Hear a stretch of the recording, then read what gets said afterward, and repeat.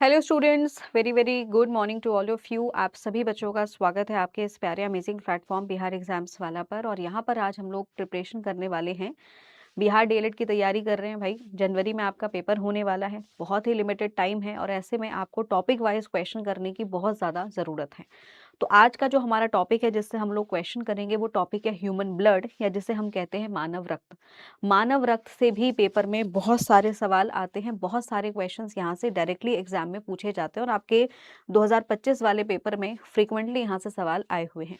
तो very very good morning to all of you, very very good morning. आप सभी बच्चों का स्वागत है आज की क्लास में। Very very good morning. जल्दी से फटाफट इस क्लास की जानकारी को अपने दोस्तों के साथ भी साझा कर दीजिए ताकि वो सारे बच्चे क्लास के साथ जुड़ जाएं। जो बच्चे तैयारी कर रहे हैं बिहार डीएलएड की, और ये क्लास साइंस की आपकी, और साइंस के 20 क्वेश्चन आपके एग्जाम में आने वाले हैं। Very very good morning, very very good morning Dinesh, Ramita, good morning, Aryan, good morning, very very good morning. तो आज का जो हमारा टॉपिक है वो है मानव रक्त। चलिए शुरुआत करेंगे अपनी आज की क्लास की। इसके अलावा ये बाकी क्लासेस के भी टाइम टेबल आपको दिए हुए हैं। मेरे बाद मैथ्स की क्लास होगी, रीजनिंग की क्लास होती है 1 बजे, सुबह 9 बजे से क्लासेस जो हैं वो डीएलएड की शुरू हो जाती हैं। तो आप इन क्लासेस के साथ भी कनेक्ट हो सकते हैं। इसके अलावा क्लास के नोट्स आपको मिलेंगे मेरे टेलीग्राम चैनल पर। टेलीग्राम चैनल के साथ जुड़ने का तरीका बहुत ही आसान, साइंस बाय हिमानी मैम के नाम से सर्च कर लेना, या फिर ये जो कोड दिया हुआ है इसको आप स्कैन कर लेंगे तो आप मेरे साथ टेलीग्राम ग्रुप पर कनेक्ट हो जाएंगे। यहीं पर आपको क्लास के नोट्स मिलेंगे, ठीक है। यहीं पर आपको क्या होंगे, क्लास के नोट्स मिलेंगे, ठीक है।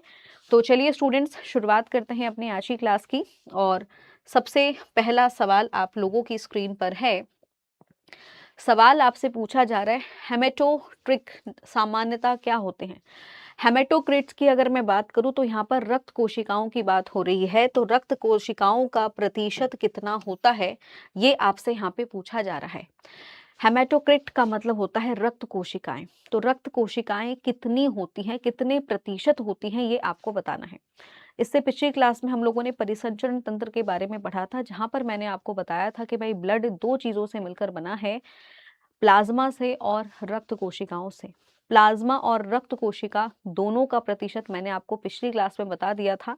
तो मुझे लगता है कि इस सवाल का जवाब आप लोग सही दे देंगे, ठीक है। बताइए भाई क्या होगा इसका करेक्ट आंसर। हेमेटोक्रिट सामान्यतः होता है कितने प्रतिशत, 45, 55, 30 या फिर 40%। ब्लड सेल्स की बात हो रही है, ब्लड सेल्स की बात हो रही है। बताइए भाई फटाफट जल्दी से, देखते हैं कितने बच्चे यहाँ पे सही जवाब देंगे। मुझे बताओ वॉइस वगैरह क्लियर हो रही है ना, वॉइस क्लियर है, वॉइस में कोई दिक्कत तो नहीं है, वॉइस क्लियर है। हाँ जी बताइए भाई फटाफट जल्दी से, चीजें क्लियर हैं।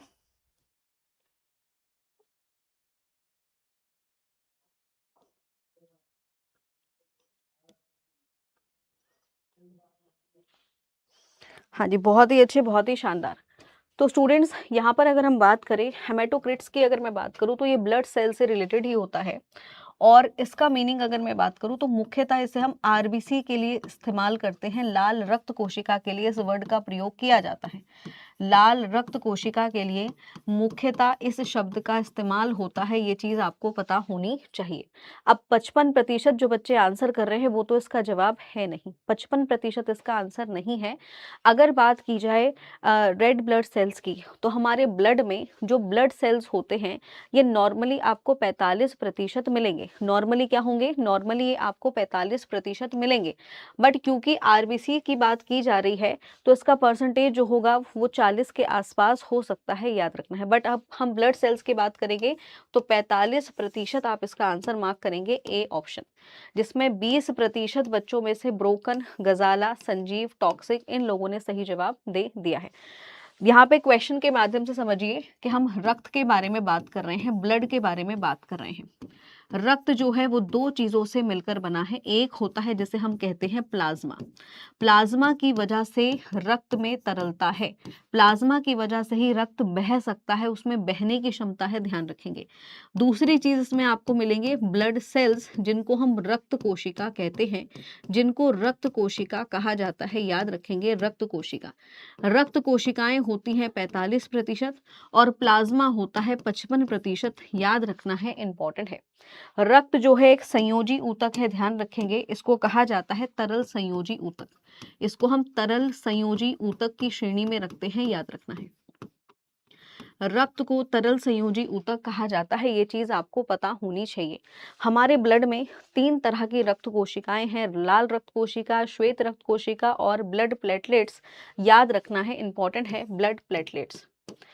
क्वेश्चन के थ्रू ही हम चीजों को समझते हुए चलेंगे, क्योंकि क्वेश्चन के माध्यम से ही आपको मैं यहाँ पे थ्योरी वाला कॉन्सेप्ट भी पढ़ा रही हूँ। ठीक है, हमारे पास रक्त कोशिकाएं होंगी 3 प्रकार की, याद रखना है, लाल रक्त कोशिका, श्वेत रक्त कोशिका और बेटा प्लेटलेट्स। प्लाज्मा में ही याद रखेंगे 90 से 92% पानी मौजूद होता है, याद रखना है।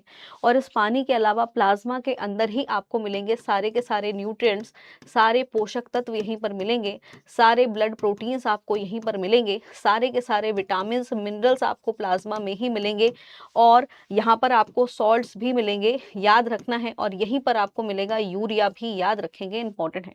तो प्लाज्मा इतना ज्यादा इंपॉर्टेंट है, प्लाज्मा इतना ज्यादा इंपॉर्टेंट है। अगला क्वेश्चन बताएंगे, इनमें से कौन सा खून का डिफेंस फंक्शन नहीं है। आपसे ये पूछा जा रहा है कि खून के बारे में अगर बात की जाए तो खून का जो डिफेंस फंक्शन है वो क्या नहीं है, ये आपसे पूछा जा रहा है। बताइए जल्दी से।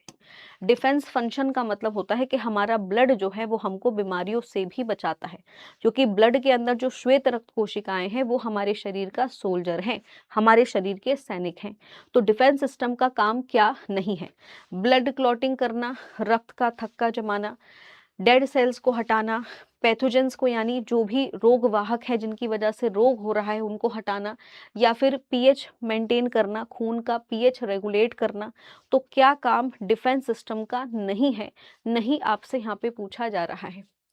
Which of the following is not a defence function of blood? Blood का क्या डिफेंस सिस्टम नहीं है? बहुत ही अच्छे, जल्दी से फटाफट जवाब देंगे। क्या डिफेंस सिस्टम नहीं है रक्त का? तो कुछ बच्चे यहाँ पर बी ऑप्शन बता रहे हैं और कुछ बच्चे डी ऑप्शन बता रहे हैं। डी ऑप्शन भी बहुत सारे बच्चे यहाँ पर बता रहे हैं। देखिए स्टूडेंट, डिफेंस सिस्टम की बात करेंगे तो जनरली डिफेंस का मतलब होगा हमारे शरीर को रोग जनक से बचाना, हमारी बॉडी को बीमारियों से लड़ने की क्षमता को विकसित करना। तो डेड सेल्स तो रिमूव करेगा ही करेगा, जो आपका मोनोसाइट होता है वो जो भी डेड सेल्स होंगे उनको हटा ही देगा, पैथोजेंस को भी हटा देगा। ठीक है, ब्लड क्लॉटिंग भी कर देते हैं, ये याद रखेंगे।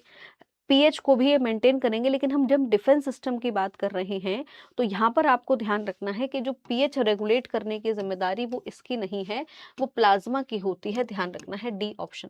79% बच्चों में राज, अभिनय, सुहानी, रमिता, इन लोगों ने यहाँ पे जवाब दे दिया है। आगे बढ़ेंगे, अगला सवाल बताइए, कौन सा ऐसा रक्त समूह है जिसमें एक भी एंटीबॉडी मौजूद नहीं है? कौन सा ऐसा रक्त समूह है जिसके अंदर एक भी एंटीबॉडी मौजूद नहीं होती?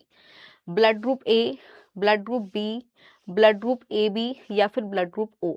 कौन सा ऐसा रक्त समूह है जिसमें एक भी एंटीबॉडी नहीं मिलेगी?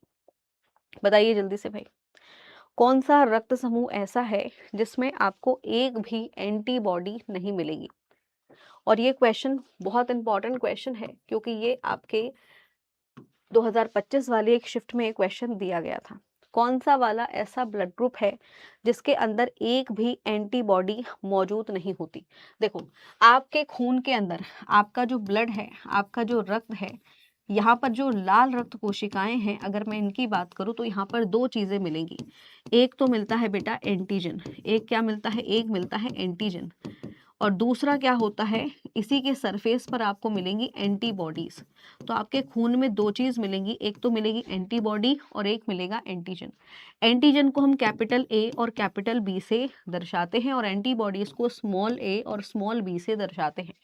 जो भी ब्लड ग्रुप होगा उसके अंदर हमेशा विपरीत एंटीबॉडीज ही होंगी। जैसे अगर आपके पास रक्त समूह ए है तो ए में ए होगा एंटीजन और इसकी एंटीबॉडी होगी बी।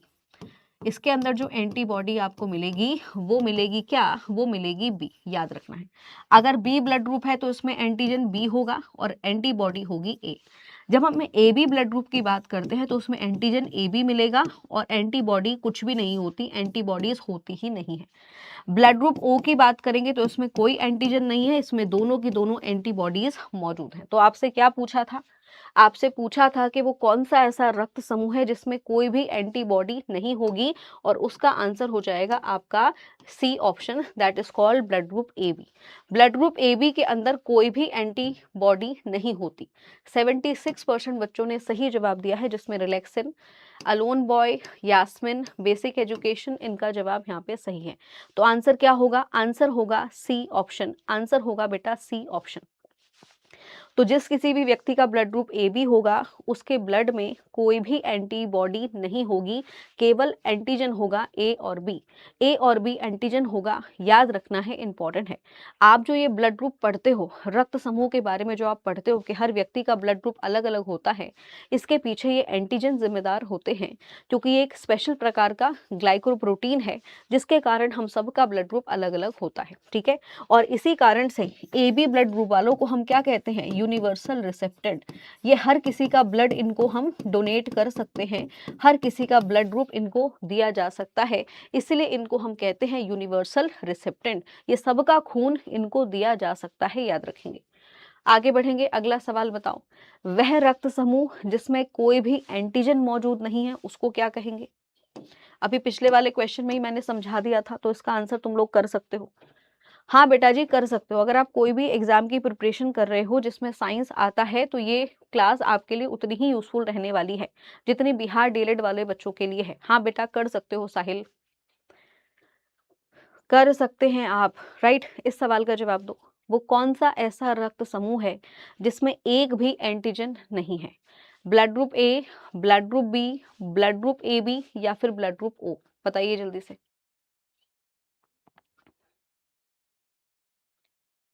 डी ऑप्शन काफी सारे बच्चे बता रहे हैं। डी ऑप्शन, डी ऑप्शन बहुत सारे बच्चे बता रहे हैं। बहुत ही अच्छे। अभी हमने पीछे जस्ट ये क्वेश्चन किया ही था, तो इसका जवाब क्या होगा? Blood group O.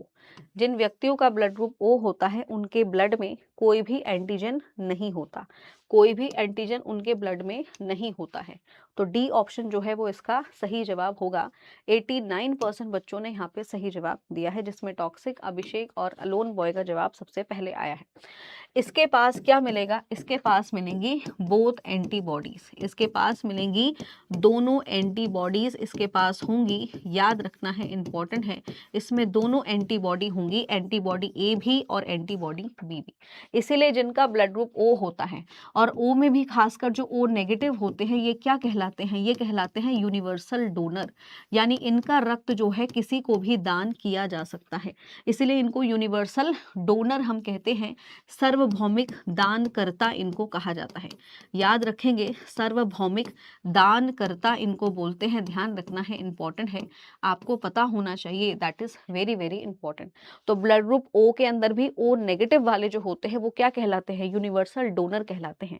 तो इनका ब्लड जो है किसी भी व्यक्ति को दिया जा सकता है, लेकिन जब इन्हें ब्लड लेने की जरूरत होगी तो केवल और केवल ब्लड ग्रुप ओ नेगेटिव और ओ पॉजिटिव वाले से ही ये ब्लड प्राप्त करेंगे। ये चीज भी आपको यहाँ पे याद रखना है, जो कि इंपॉर्टेंट है, ठीक है। Clear everyone? आगे बढ़ते हैं, अगला क्वेश्चन बताइए। आरएच फैक्टर की खोज किसने की थी? आरएच फैक्टर की खोज किसके द्वारा हुई थी? लैंडस्टीरन के द्वारा हुई थी, वेनर के द्वारा हुई, लैंडस्टीनर और वेनर दोनों ने की, या फिर लिवान हुक ने की? क्या होगा करेक्ट आंसर? क्या हो गया फेविकॉल, ये बताओ, क्या दिक्कत हो गई है, ये बताइए जल्दी से। आरएच फैक्टर की खोज किस वैज्ञानिक के द्वारा हुई थी? फटाफट जल्दी से आंसर करिए और बताइए क्या होगा इस सवाल का जवाब। आरएच फैक्टर की खोज किस वैज्ञानिक ने की थी? आरएच फैक्टर का मतलब होता है इसके वजह से आपके खून में पॉजिटिव और नेगेटिव आता है, यानी आरएच फैक्टर एक ये भी एक स्पेशल प्रकार का ग्लाइकोप्रोटीन है जो कि आपके ब्लड में पाया जाता है, और जिनके ब्लड में पाया जाएगा उनके ब्लड के आगे पॉजिटिव लिखा जाता है, जैसे A positive, B positive, A B positive, O positive. ये आरएच फैक्टर की वजह से होता है। इसको खोजा था दो वैज्ञानिकों ने, जिनमें से एक का नाम है लैंडस्टीरन, कार्ल लैंडस्टीरन का पूरा नाम है, और दूसरे हैं आपके वेनर। सी ऑप्शन आंसर होगा। 83% बच्चों ने यहाँ पे सही जवाब दिया है, जिसमें अलोन बॉय, यास्मिन, राहत, खुशबू, इनका जवाब सही है। कई बार पूछा जाता है कि आरएच की फुल फॉर्म क्या होती है, तो इसकी फुल फॉर्म होती है रिजिस फैक्टर। क्योंकि एक बंदर था रेजिस नाम का एक मंकी था, एक बंदर था, उसके ब्लड में जो है ये फैक्टर पाया गया था। और जब इंसानों के ब्लड पे रिसर्च की गई तो पाया गया कि इंसानों के शरीर में भी ये रेजिस फैक्टर मौजूद है, और जिनके पास मौजूद होगा उनके ब्लड पर पॉजिटिव साइन आता है, जिनके पे नहीं होगा तो उस पे हम लिखेंगे RH नेगेटिव। ठीक है, क्लियर होगी बात? हाँ बिल्कुल। अब कार्ल लैंडस्टीनन कौन है भाई? कार्ल लैंडस्टीनन जो है, इन्होंने रक्त समूह की खोज की थी, इन्होंने ब्लड ग्रुप की खोज की थी। और ब्लड ग्रुप में भी कौन सा? Blood group A, blood group B और ओ, 3 रक्त समूह की खोज कार्ल लैंडस्टीनन के द्वारा की गई थी, याद रखना है, जिसके लिए आगे जाके इनको नोबेल प्राइज भी दिया गया था। और ये खोज हुई कब थी? तो 1900 के आसपास हुई थी, याद रखेंगे। इसमें डेट जो है इनका फिक्स नहीं है, कुछ जगहों पर आपको 1901 लिखा हुआ मिलेगा और कुछ किताबों में आपको 1900 लिखा हुआ मिलेगा, तो आप 19 लिख लीजिएगा।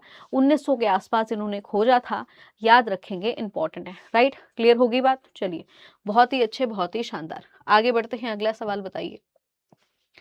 मानव शरीर के किस अंग में लिम्फोसाइट कोशिकाएं बनती हैं? हमारे शरीर में वो कौन सा ऐसा अंग है जहां पर लिम्फोसाइट कोशिकाओं का निर्माण होता है? कहां पर होगा? लिवर में, लंबी हड्डियों में, पेनक्रियाज में, या फिर स्प्लेन में? कहां पर होगा बताइए जल्दी से। आपके शरीर में लिम्फोसाइट कोशिकाओं का काम होता है एंटीबॉडीज बनाना, और साथ में इसमें से जो टी लिम्फोसाइट सेल्स होते हैं वो वायरस को नष्ट करते हैं, वायरस को खत्म करते हैं। तो लिम्फोसाइट कोशिकाएं कहाँ पर बनेंगी? लास्ट क्लास में पढ़ाया था कि भाई रक्त कोशिकाओं का निर्माण कहाँ पर होता है? तो आपके शरीर के अंदर जो हड्डियां हैं, हड्डियों में पाई जाती है बोन मैरो के अंदर ही आपकी रक्त कोशिकाएं बनती हैं। अब वो बोन मैरो में रक्त कोशिका कोई सी भी हो सकती है, whether it is RBC, WBC और आपका प्लेटलेट्स। तो सही जवाब होगा, शरीर के अंदर जो लंबी हड्डियां हैं उनके अंदर मौजूद है बोन मैरो, और वहीं पर क्या है? आपकी लिम्फोसाइट कोशिकाएं बन रही हैं। 83% बच्चों का जवाब सही है, जिसमें अलोन बॉय, गजाला, शालू, AK, इन लोगों ने यहाँ पे जवाब दे दिया है। तो लंबी हड्डियों का मतलब क्या हो जाएगा? आपकी बोन्स के अंदर मौजूद है बोन मैरो, जिसको हम कहते हैं अस्थि मज्जा। जिसको क्या कहा जाता है?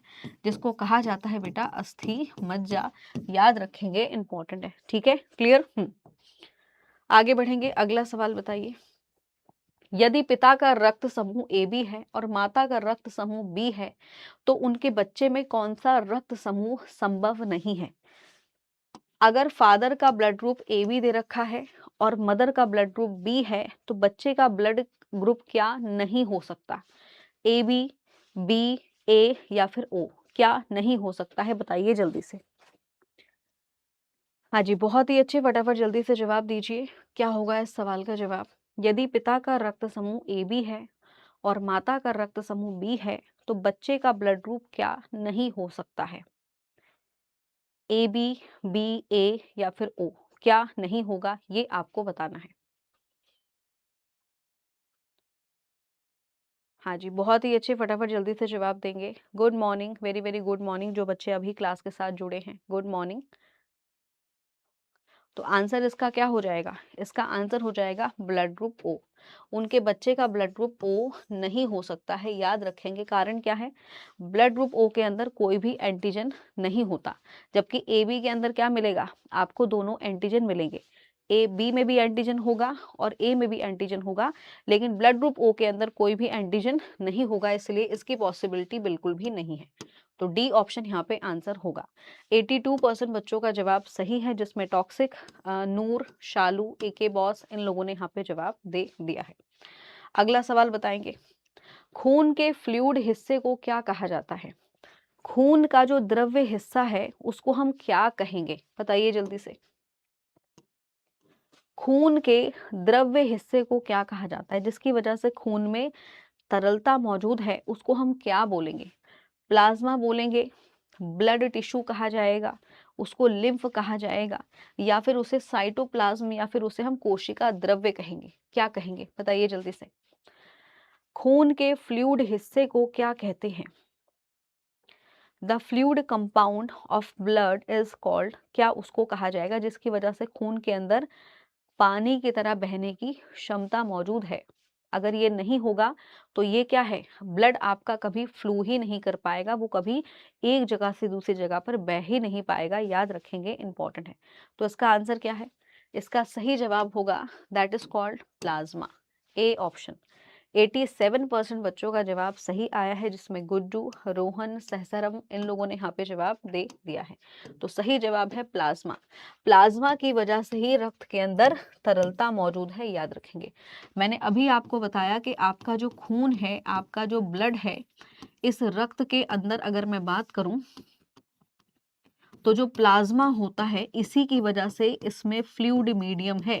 यही प्लाज्मा के कारण क्या है, खून बह सकता है, यही इसको तरलता प्रदान कर रहा है, यही इसको तरल माध्यम देता है, याद रखेंगे, यही इसको तरल माध्यम देता है, याद रखना है। अब प्लाज्मा के बारे में याद रखना, ये प्लाज्मा थोड़ा सा विस्कस होता है, थोड़ा सा चिपचिपा होता है। यही रीजन है कि आपका खून जो है वो क्या होता है, खून भी आपका चिपचिपा होता है, थोड़ा सा विस्कस होता है, थोड़ा सा थिक होता है, याद रखेंगे। प्लाज्मा के अगर रंग की बात की जाए कि भाई इसका रंग कैसा होता है, तो इसका रंग होता है पेल येलो।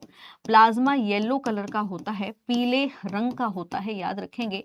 पीला इसका रंग होता है, ध्यान रखना है, इंपॉर्टेंट है, पीला सा रंग होता है इसका, याद रखेंगे। लेकिन आपका खून के अंदर आरबीसी की संख्या बहुत ज्यादा है, और आरबीसी के अंदर एक पिगमेंट पाया जाता है हीमोग्लोबिन, जिसकी वजह से आपका पूरा खून जो है वो लाल ही नजर आता है, याद रखेंगे। बट अगर आपसे पूछा जाए कि भाई प्लाज्मा का कलर कैसा होता है, तो इसका पीला रंग होता है, ध्यान रखेंगे, इंपॉर्टेंट है। ठीक है, बात समझ में आ गई। जिन बच्चों को नहीं क्लियर हुआ मैं उनको और भी क्लियर कर दूं कि सपोज करो ये तुम्हारा खून है, और इस खून के अंदर अगर मैं बात करूं, जो आपकी रक्त कोशिकाएं हैं, उनको बहने की जगह जो है वो यही दे रहा है, याद रखेंगे। अगर ये नहीं होगा तो ब्लड जो है आपका फ्लो नहीं कर पाएगा, ये चीज आपको याद रखना है, that is very very important. अब क्योंकि रेड ब्लड सेल्स बहुत ज्यादा है, इसीलिए खून का पूरा रंग क्या है, खून का पूरा रंग लाल ही है, याद रखेंगे, इंपॉर्टेंट है। आगे बढ़ते हैं, अगला क्वेश्चन बताइए। ब्लड प्रोटीन के प्रकार को पहचानिए। आपको ये बताना है कि ब्लड के अंदर कौन कौन से प्रोटीन पाए जाते हैं। ब्लड के अंदर कौन कौन से प्रोटीन पाए जाते हैं। तो ब्लड के अंदर प्रोटीन की संख्या को पहचानिए कि ब्लड में कौन से प्रोटीन पाए जाते हैं। एल्बुलिन, ग्लोबुलिन, ग्लाइकोजन, एल्बुलिन, फेब्रिनोजिन, ग्लोबुलिन, एरिथ्रोसाइट, फेब्रिनोजिन या फिर ग्लोबुलिन, एरिथ्रोसाइट, ग्लोबुलिन या फिर प्लाज्मा। तो ब्लड के अंदर जो प्रोटीन पाए जाते हैं उनका नाम क्या क्या है, फटाफट आंसर करेंगे। आपके ब्लड में 3 तरह के प्रोटीन पाए जाते हैं। अब वो प्रोटीन कौन से हैं, बताओ जल्दी से। ब्लड में 3 तरह के प्रोटीन पाए जाते हैं। प्रोटीन का नाम क्या है, ये आपसे यहाँ पे पूछा जा रहा है। बहुत ही अच्छे। तो याद रखेंगे, ब्लड के अंदर जो 3 तरह के प्रोटीन पाए जाते हैं, और ये प्रोटीन पाए जाते हैं प्लाज्मा के अंदर। रक्त प्लाज्मा जो है, जो ब्लड प्लाज्मा होता है, उस प्लाज्मा के अंदर आपको ये 3 तरह के प्रोटीन मिलेंगे, याद रखना है, इंपॉर्टेंट है। और वो 3 तरह के प्रोटीन क्या हैं, एल्बुलिन है, फेब्रिनोजिन है और आपका ग्लोबुलिन है। तो याद रखेंगे, ये 3 तरह के प्रोटीन पाए जाते हैं, याद रखना है। ये 3 ब्लड प्रोटीन्स हैं, याद रखेंगे। जिसमें 52% बच्चों ने ही सही जवाब दिया है, जिसमें प्रमोद, शेख, ब्लैक, यास्मिन, इनका जवाब सही है। भाई ग्लाइकोजन जो होता है वो प्रोटीन नहीं होता, ये कार्बोहाइड्रेट का प्रकार है, जो कि आपके लिवर के अंदर पाया जाता है। ये कार्बोहाइड्रेट का एक प्रकार है जो लिवर में पाया जाता है, ना कि आपके ब्लड के अंदर। ठीक है, ये लिवर में पाया जाता है, याद रखेंगे, जिस वजह से पहला ऑप्शन जो है वो यहाँ पर गलत हो चुका है। अब इन तीनों प्रोटीन का काम क्या होता है। फेब्रिनोजिन का काम होता है ब्लड क्लॉट्स बनाना। जब तुमको चोट लग जाती है तो ये प्लेटलेट्स की मदद करेगा, ताकि प्लेटलेट्स घाव को जल्दी से भर सके। ग्लोबुलिन की बात करेंगे तो इसका काम क्या होगा, एंटीबॉडीज बनाना, ये प्रतिरक्षी का निर्माण करता है। और एल्बुलिन की बात करेंगे तो ये ऑस्मोटिक प्रेशर बनाकर रखता है आपके जो ब्लड है उसके अंदर, ब्लड सेल्स के अंदर, याद रखना है, इंपॉर्टेंट है। आगे बढ़ेंगे, अगला क्वेश्चन। इनमें से कौन सा प्लाज्मा प्रोटीन का काम नहीं है। इनमें से कौन सा ऐसा है जो प्लाज्मा प्रोटीन का काम नहीं है।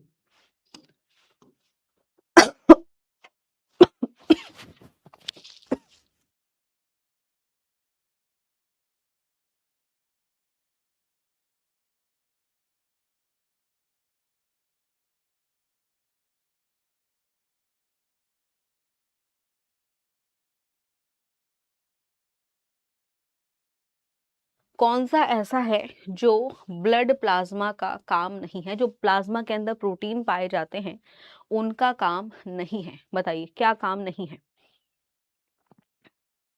बहुत ही अच्छे, सबके अलग अलग आंसर्स आ रहे हैं। तो याद रखिएगा, देखो अभी मैंने आपको बताया ऑस्मोटिक प्रेशर बनाना, यानी जो ब्लड सेल्स हैं उससे क्या चीज बाहर जाएगी और क्या चीज अंदर आएगी, तो उसका इंटरनल प्रेशर क्रिएट करना, ये काम ब्लड प्रोटीन का है, जो मैंने अभी बताया। खून का जमना फिब्रिनोजन करता है, जो मैंने अभी आपको एक्सप्लेन किया। पीएच मेंटेन करने में भी मदद करते हैं, लेकिन इनका काम ऑक्सीजन ले जाने का नहीं है। ऑक्सीजन ले जाने का काम किसका होता है? ये काम होता है लाल रक्त कोशिकाओं का, ये काम होता है रेड ब्लड सेल्स का, जिनको हम आरबीसी कहते हैं। ये काम लाल रक्त कोशिकाओं का होता है, याद रखेंगे। ए ऑप्शन इसका जवाब होगा। 58% बच्चों ने सही जवाब दिया है, जिसमें रिलैक्सिन, गुड्डू, नूर इनका जवाब सही है। तो आरबीसी का काम होता है ऑक्सीजन का परिवहन करना पूरे शरीर के अंदर, ये काम ब्लड प्रोटीन्स का नहीं है, याद रखेंगे, इंपॉर्टेंट है। आगे बढ़ेंगे, अगला सवाल बताइए। प्लाज्मा में 90 से 92% क्या मौजूद होता है? बताइए प्लाज्मा के अंदर 90 से लेकर 92% तक क्या चीज मौजूद होती है? इसमें बने हुए तत्व मौजूद होंगे, हीमोग्लोबिन मौजूद होगा, प्लाज्मा प्रोटीन होगा, या फिर इसके अंदर पानी मौजूद होगा? बताइए जल्दी से। 90 से 92% क्या चीज मौजूद होती है? और ये इंपॉर्टेंट क्वेश्चन है जो पूछा गया है आपके प्रीवियस ईयर पेपर्स में, कि बताइए प्लाज्मा में 90 से 92% क्या चीज मौजूद होती है? क्या होता है मौजूद? बहुत ही अच्छे, जल्दी से आंसर करेंगे। तो इस सवाल का सही जवाब होगा पानी। क्या होगा? पानी मौजूद होता है, पानी मौजूद होता है, याद रखेंगे। इसलिए कहा जाता है कि भाई पानी जरूर पीजिए, क्योंकि पानी पीना जरूरी है, जिसमें 87% बच्चों ने ही सही जवाब दिया है। अलोन बॉय, गजाला, टॉक्सिक, मैसिव इनका जवाब सही है। अगर आपसे ये पूछ लेता कि भाई प्लाज्मा ही कितने प्रतिशत होगा, तो याद रखेंगे प्लाज्मा ही होता है 55%, और इस 55% का ही 90 से 92% जो है उसमें पानी मौजूद होता है, याद रखना है, इंपॉर्टेंट है। 55% का ही 90 से 92% होगा जिसमें पानी मौजूद होगा, याद रखेंगे, इंपॉर्टेंट है। आगे बढ़ते हैं, अगला क्वेश्चन बताइए। ज्यादातर प्लाज्मा प्रोटीन कहाँ पर बनते हैं? बताइए जल्दी से। ज्यादातर प्लाज्मा के अंदर जो प्रोटीन पाए जाते हैं उनका निर्माण कहाँ पर होता है? बोन मैरो यानी अस्थि मज्जा में, किडनी में उनका निर्माण होगा, लिवर में निर्माण होगा, या फिर गले में मौजूद होती है थायराइड ग्रंथि, वो इनका निर्माण करेगी? बताइए जल्दी से। बहुत ही अच्छे। अगर आपसे पूछा जाए ब्लड के अंदर प्लाज्मा में जो प्रोटीन पाए जाते हैं, 3 तरह के प्रोटीन, एल्बुलिन, फेब्रिनोजिन और आपका ग्लोबुलिन्स, ये इनका निर्माण कहाँ पर होगा? ये क्वेश्चन भी एक इम्पॉर्टेंट क्वेश्चन है जो पेपर में आने के चांसेस हैं। बहुत ही अच्छे, काफी सारे बच्चे यहाँ पे आंसर कर रहे हैं, और कुछ बच्चे बी ऑप्शन बता रहे हैं, कुछ बच्चे सी ऑप्शन बता रहे हैं। बहुत ही शानदार। तो इस सवाल का जो सही जवाब होगा वो हो जाएगा लिवर। आपके लिवर के अंदर बनते हैं, ध्यान रखना है, इंपॉर्टेंट है। आंसर होगा सी ऑप्शन, सी ऑप्शन। 62% बच्चों ने सही जवाब दिया है, जिसमें प्रीति, रिलैक्सिन, गुड्डू, नूर इनका जवाब सही है। बोन मैरो के अंदर बनती है रक्त कोशिकाएं। बोन मैरो में बेटा रक्त कोशिकाओं का निर्माण होता है। बोन मैरो में रक्त कोशिकाएं बनती हैं, याद रखना है। कौन सी रक्त कोशिकाएं? आरबीसी, डब्ल्यूबीसी और आपकी प्लेटलेट्स। अगर इनके बारे में पूछा जाए तब आप आंसर लगाएंगे बोन मैरो। लेकिन अगर प्लाज्मा प्रोटीन की बात हो रही है तो ये बनते हैं लिवर के अंदर, याद रखना है, इंपॉर्टेंट है। ठीक है, क्लियर हो गई बात? आई होप कि ये चीज आपको यहाँ पे क्लियर हो गई होगी। चलो आगे बढ़ते हैं, अगला सवाल बताओ। रक्त में बनने वाले एलिमेंट के टाइप को पहचानिए। एलिमेंट का मतलब है रक्त कोशिकाओं की बात हो रही है। तो हमारे रक्त में 3 प्रकार की रक्त कोशिकाएं पाई जाती हैं, उनका नाम क्या है? इन्हीं को हम फॉर्म्ड एलिमेंट भी कह सकते हैं और इन्हीं को हम कह सकते हैं रक्त कोशिकाएं। इन्हीं को ब्लड सेल्स भी कहा जाता है, रक्त कोशिका। तो मुझे बताओ कि आपके रक्त में 3 तरह की रक्त कोशिका कौन सी है? फटाफट आंसर करिए और बताइए। 3 तरह की रक्त कोशिका कौन सी है? रक्त कोशिका की बात हो रही है। जितने बच्चे ए ऑप्शन आंसर बता रहे हैं, रक्त कोशिका की इस बार बात हो रही है। रक्त में 3 तरह की कोशिकाएं पाई जाती हैं, क्या है उनका नाम? ए ऑप्शन बताया जा रहा है। बहुत ही अच्छे, जल्दी से फटाफट आंसर करो। ए ऑप्शन आंसर नहीं होगा भाई, इसका आंसर हो जाएगा आपका एरिथ्रोसाइट, ल्यूकोसाइट और आपके प्लेटलेट्स। आंसर इस बार सी ऑप्शन होगा। सी ऑप्शन इस बार जवाब होगा, सी ऑप्शन। केवल 23% बच्चों ने ही सही जवाब दिया है, जिसमें फेविकॉल, शमशीर, क्वीन, इनका जवाब सही है। मैंने लिख भी दिया है रक्त कोशिकाएं। और अभी मैंने पिछले क्वेश्चन में भी तुमको बताया था कि हमारे खून में 3 तरह की रक्त कोशिकाएं मिलेंगी, आरबीसी, डब्ल्यूबीसी और प्लेटलेट्स। अब इन्हीं के वैज्ञानिक नाम जो हैं आपको यहाँ पर दिए हुए हैं। इन्हीं के वैज्ञानिक नाम आपको यहाँ पर दिए हुए हैं। एरिथ्रोसाइट को ही हम कहते हैं आरबीसी। इनके साथ में नाम नोट डाउन कर लेना, इसी को आरबीसी कहा जाता है। ल्यूकोसाइट को ही हम कहते हैं डब्ल्यूबीसी और प्लेटलेट्स को तो प्लेटलेट्स ही कहा जाता है, याद रखेंगे। तो इनके वैज्ञानिक नाम भी आपको पता होने चाहिए। पेपर में सीधा आरबीसी डब्ल्यूबीसी नहीं लिखेगा, ऐसे भी लिख के दे देगा, तो ये आपको पता होना चाहिए। जिन बच्चों ने ए ऑप्शन बताया, बेटा ये प्लाज्मा प्रोटीन है। अगर आपसे पूछा जाता कि प्लाज्मा में पाए जाने वाले प्रोटीन कौन से हैं, तो वो ये होते, इनको हम कहेंगे प्लाज्मा प्रोटीन। इनको प्लाज्मा प्रोटीन कहा जाएगा, याद रखना है, इंपॉर्टेंट है। आगे बढ़ते हैं, अगला क्वेश्चन बताइए। हेमेटोपॉइजन इज अ प्रोडक्शन ऑफ। हेमेटोपॉइसिस का मतलब क्या होता है, इसका मतलब क्या होगा, ये आपसे यहाँ पे पूछा जा रहा है।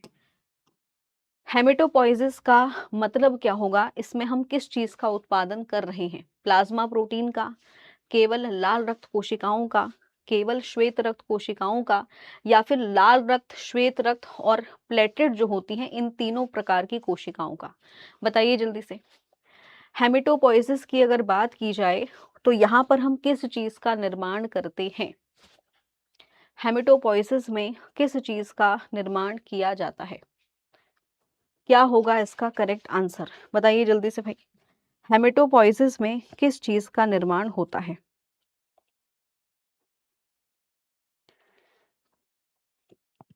फटाफट आंसर करेंगे, किस चीज का निर्माण होता है?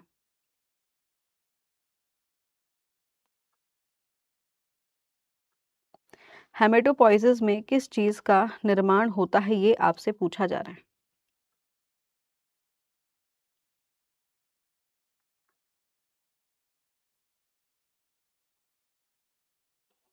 बहुत ही शानदार, फटाफट जल्दी से जवाब देंगे। तो हेमेटोपॉइसिस की जब हम बात करेंगे, देखो हेमेटो शब्द होता है रक्त के लिए और पॉइसिस मतलब निर्माण होना। तो यहाँ पर जो निर्माण होगा वो होगा किस चीज का? वो तीनों चीजों का निर्माण होगा, जिसमें आपके आरबीसी, डब्ल्यूबीसी और प्लेटलेट्स तीनों शामिल होते हैं, याद रखना है। तो इसका सही जवाब होगा डी ऑप्शन, जिसमें 71% बच्चों ने सही जवाब दिया है, जिसमें साइमा, अंकिता, साकिब, इन लोगों ने जवाब दे दिया है। देखो, रक्त के अध्ययन को, स्टडी ऑफ ब्लड, याद रखेंगे, रक्त के अध्ययन को हम कहते हैं हेमेटोलॉजी। तो हेमेटो शब्द से ही ये वर्ड आया है, हेमेटोलॉजी। ठीक है, याद रखेंगे, रक्त का जो अध्ययन कहलाता है वो कहलाता है हेमेटोलॉजी। और आपके शरीर में जो लंबी हड्डियां हैं, जो लंबी बोन्स हैं, यहाँ पर आपको मिलेगी रेड कलर की बोन मैरो, और उस रेड कलर की बोन मैरो में ही क्या होगा? रक्त कोशिकाओं का निर्माण होगा, याद रखेंगे। और इसी प्रक्रिया को हम कहते हैं हेमेटोपॉइसिस। यहाँ पे शब्द लिखा है हेमेटोपॉइसिस, लेकिन एक और वर्ड याद रखना, अगर आता एरिथ्रोपॉइटिस, अगर आता एरिथ्रो एरिथ्रोपोइटिस। तो अगर एरिथ्रोपोइसिस आता तो इस शब्द का मतलब होता केवल लाल रक्त की कोशिकाओं का निर्माण होना। तो ये दोनों वर्ड आप लोग याद रखेंगे। अगर एरिथ्रोपोइसिस आ रहा है लिखा हुआ तो इसका मतलब है केवल लाल रक्त कोशिकाओं का निर्माण होना।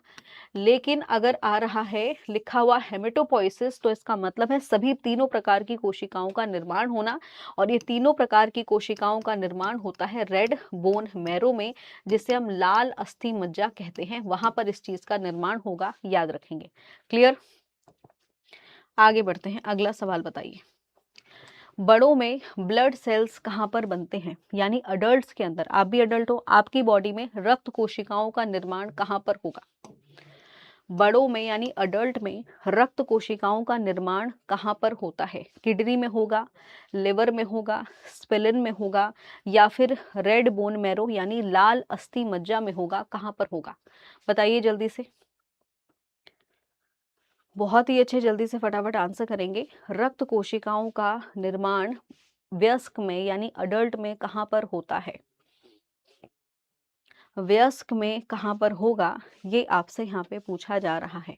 बहुत ही अच्छे। तो काफी सारे बच्चे यहाँ पर डी ऑप्शन बता रहे हैं। अगर अडल्ट की बात की जाए, देखो अगर कोई छोटा बच्चा होगा तो बच्चे में लिवर में होता है, जो नवजात शिशु होगा, क्योंकि उसकी हड्डियां अभी उतनी विकसित नहीं हुई हैं, उतनी डेवलप नहीं हुई हैं, तो इसलिए उसके लिवर में निर्माण होगा। लेकिन आपकी हड्डियां पूरी तरीके से डेवलप हो चुकी हैं तो आपके शरीर में जो लाल अस्थि मज्जा है, जिसको हम रेड बोन मैरो कहते हैं, उसके अंदर क्या होगा? ब्लड सेल्स का निर्माण होगा। तो डी ऑप्शन यहाँ पे आंसर है। 77% बच्चों ने यहाँ पे सही जवाब दिया है, जिसमें पार्वती, ये नूर, काजल, इनका जवाब यहाँ पे सही आया है। लिवर में निर्माण होता है बच्चे में। जो बच्चा होगा, बच्चे का जो सेल बनेगा, ब्लड सेल्स बनेंगे, वो लिवर के अंदर बनते हैं, याद रखें। और खासकर अगर आपसे पूछा जाए एम्ब्रियो के बारे में भी, जो भ्रूण होता है, अगर आपसे एम्ब्रियो भी पूछा जाए कि भाई भ्रूण का जो रक्त कोशिकाओं का निर्माण होगा वो कहाँ पर होगा, तो वो भी लिवर में होता है, याद रखना है, इंपॉर्टेंट है। राइट? क्लियर? चलिए भाई, बहुत ही अच्छे, आगे बढ़ते हैं। अगला सवाल, लाल रक्त कोशिकाओं को किस नाम से जाना जाता है? लाल रक्त कोशिकाओं को हम किस नाम से जानते हैं? इनको हम कहेंगे एरिथ्रोसाइट, इनको कहेंगे हेमेटोसाइट, मोनोसाइट, या फिर इनको प्लेटलेट्स कहा जाता है। लाल रक्त कोशिकाओं का नाम क्या है? लाल रक्त कोशिकाओं का नाम क्या है? बहुत ही अच्छे। तो काफी बच्चे यहाँ पे आंसर कर रहे हैं और सबका सही जवाब आते हुए दिख रहा है। सलोनी, यास्मिन, निशा, बहुत ही अच्छे, नूर। लाल रक्त कोशिकाओं का वैज्ञानिक नाम क्या है? एरिथ्रोसाइट, हेमेटोसाइट, मोनोसाइट, या फिर आपके प्लेटलेट्स? तो सही जवाब होगा एरिथ्रोसाइट। क्या कहा जाता है इनको? इनको एरिथ्रोसाइट के नाम से जाना जाता है। किस नाम से जाना जाएगा? एरिथ्रोसाइट के नाम से जाना जाता है, याद रखेंगे। 95% बच्चों ने यहाँ पे सही जवाब दिया है, जिसमें सनी, ठीक है, रॉबन, सूजन और इन लोगों ने यहाँ पे जवाब दिया है। तो आंसर क्या होगा? आंसर होगा एरिथ्रोसाइट। एरिथ्रोसाइट का ही वैज्ञानिक नाम क्या है? मतलब इनको कहेंगे हम आरबीसी। ऐसे ही आप लोग याद रखेंगे डब्ल्यूबीसी, या जिनको हम कहते हैं श्वेत रक्त कोशिका। श्वेत रक्त कोशिका का वैज्ञानिक नाम क्या होगा? तो इनको कहा जाता है ल्यूकोसाइट। क्या कहा जाएगा इनको? इनको कहा जाएगा ल्यूकोसाइट, याद रखना है, इंपॉर्टेंट है। ऐसे ही पूछा जाए प्लेटलेट्स के बारे में कि भाई प्लेटलेट्स का वैज्ञानिक नाम क्या है, तो इनको हम कहते हैं थ्रोम्बोसाइट। थ्रोम्बोसाइट के नाम से जानी जाती हैं, याद रखना है, थ्रोम्बोसाइट इनको कहा जाता है, याद रखेंगे। साइट शब्द का मतलब होता है कोशिका। साइट शब्द का मतलब होता है कोशिका। तो अगर कहीं पर भी आप साइट शब्द लिखा हुआ पा रहे हो तो इसका मतलब होता है कोशिका। इसका मतलब क्या होता है? इसका मतलब होता है कोशिका, याद रखेंगे, इंपॉर्टेंट है। अगर आपसे पूछा जाए इन तीनों प्रकार की कोशिकाओं में सबसे ज्यादा मात्रा किसकी होगी, तो सबसे ज्यादा मात्रा होती है आरबीसी की। आरबीसी के बाद थोड़ी सी कम होंगी आपकी प्लेटलेट्स, और सबसे कम संख्या होती है डब्ल्यूबीसी की, याद रखना है, इंपॉर्टेंट है। ये मिलियंस में होंगी, ये लाखों में होती हैं और ये होती हैं हजारों में, याद रखेंगे।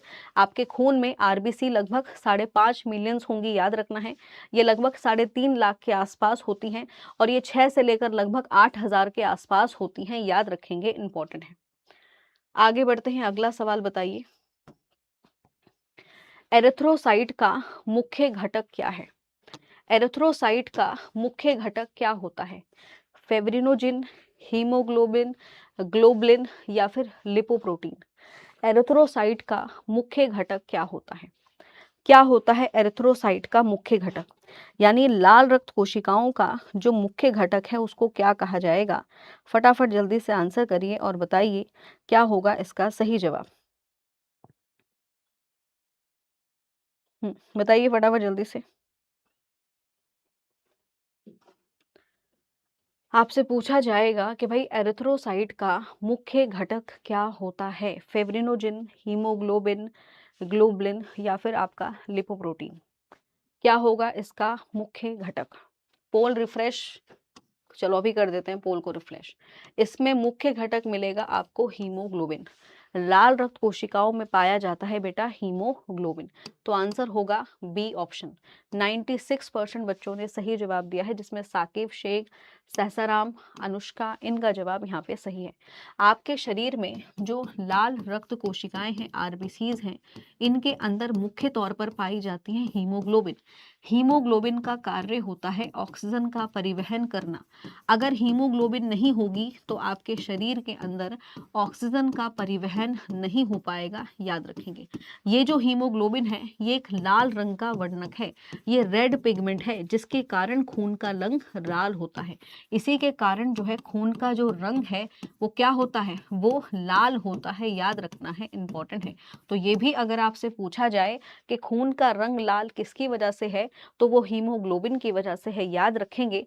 क्योंकि ये एक लाल पिगमेंट है, ये एक लाल वर्णक है, जिसकी वजह से पूरे खून का रंग लाल होता है, याद रखेंगे।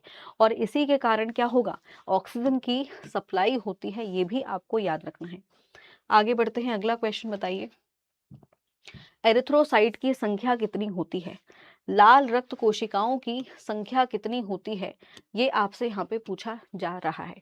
6,000 होगी, 2 लाख होगी, 5 मिलियन होगी या फिर 20 मिलियन होगी? लाल रक्त कोशिकाओं की, यानी जिनको हम एरिथ्रोसाइट कहते हैं, इनकी संख्या हमारे ब्लड के अंदर कितनी होती है, ये आपसे यहाँ पे पूछा जा रहा है। बहुत ही अच्छे, फटाफट आंसर करो। लाल रक्त कोशिकाओं की संख्या कुल मिलाकर कितनी होती है आपके खून के अंदर? बहुत ही अच्छे, सी ऑप्शन बताया जा रहा है। अभी इतनी बार पिछले क्वेश्चंस में मैंने ये एक्सप्लेन भी कर दिया है, उसके बाद भी अगर आप लोग गलत जवाब दोगे तो इसका मतलब आपका ध्यान क्लास में नहीं है, आप बातों में लगे हुए हो। क्या हो जाएगा करेक्ट आंसर? तो इसका सही जवाब होगा सी ऑप्शन, 5 मिलियन के आसपास। अगर मैं पूरी रेंज की बात करूं तो याद रखिएगा 5 से लेकर 5.5 million of millimetre cube, 5 million millimetre of blood, इतनी इनकी संख्या होती है, याद रखेंगे, इतनी इनकी संख्या होगी। सी ऑप्शन आपको यहाँ पे सही जवाब दिया गया है। 90% बच्चों ने ही सही जवाब दिया है, जिसमें रिलैक्सन, आमिर अली, मोहम्मद गुल, इनका जवाब सही है।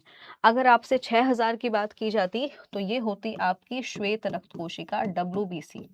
अगर हम बात करें प्लेटलेट्स की, हालांकि प्लेटलेट्स 3 से 3.5 लाख के आसपास होती हैं, तो ये संख्या होती है प्लेटलेट्स की। ये संख्या किसकी होती है भाई?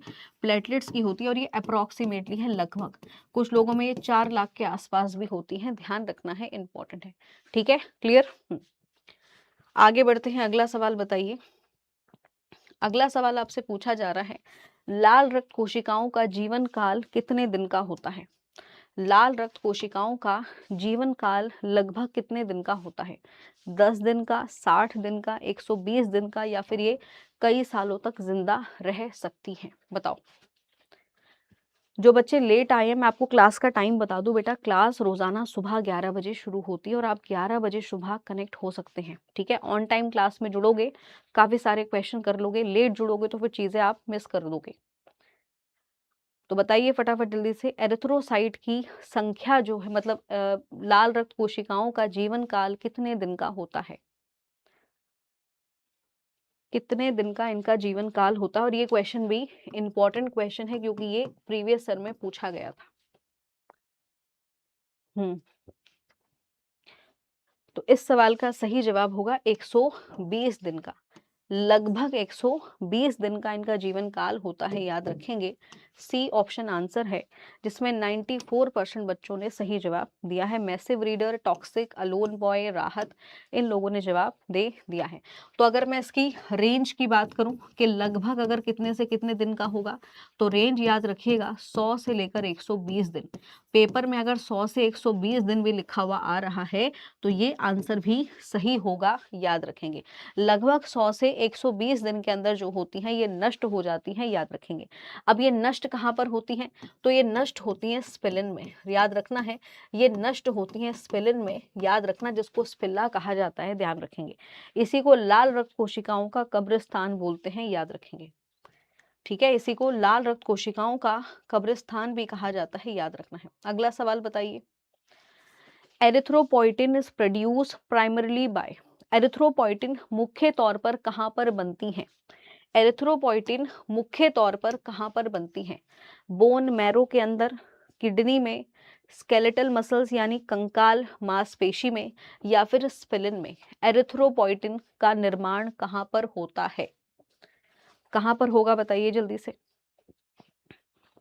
एरिथ्रोपोइटिन का निर्माण कहाँ पर होता है? अस्थि मज्जा, बोन मैरो को कहते हैं अस्थि मज्जा में, अस्थि मज्जा में होगा, ठीक है, या फिर इसका निर्माण होता है कंकाल मांसपेशी में।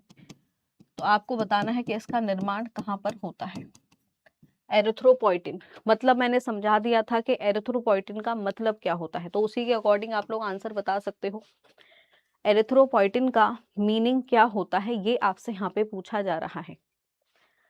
हाँ जी, बहुत ही अच्छे। तो एरिथ्रोपोइटिन का मतलब होगा बोन मैरो में, यानी लाल रक्त कोशिकाओं की बात हो रही है कि भाई आरबीसी का निर्माण कहाँ पर होगा, तो इनका निर्माण अस्थि मज्जा में ही होता है, याद रखना है। ए ऑप्शन, जिसमें 23% बच्चों ने यहाँ पे सही जवाब दिया है।